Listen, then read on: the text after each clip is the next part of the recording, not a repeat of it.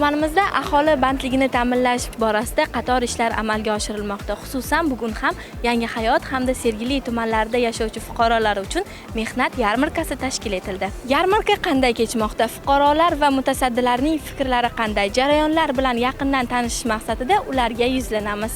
Sergeli tuman va Yangi Hayot tuman hokimlik hamkorligida mehnat yarmarkalari tashkil qilindi.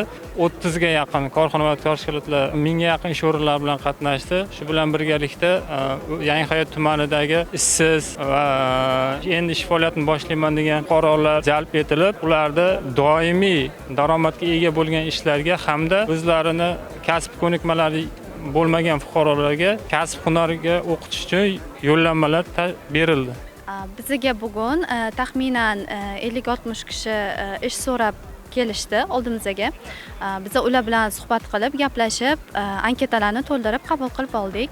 Ularning ichidan taxminan 5 ta 10 tala kandidatlar bizning mutaxassisligimiz bo'yicha mos keladi.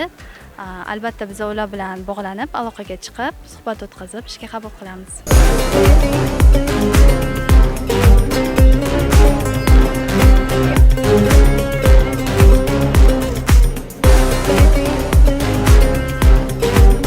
Yarmarka juda ham yaxshi tashkillashtirilgan, xalqimizning manfaatlarini o'ylagan holda. Men asosan o'zimda o'sha kompyuter yo'nalishi bo'yicha murojaat qilgandim, kompyuterga o'qitish yo'nalishi bo'yicha.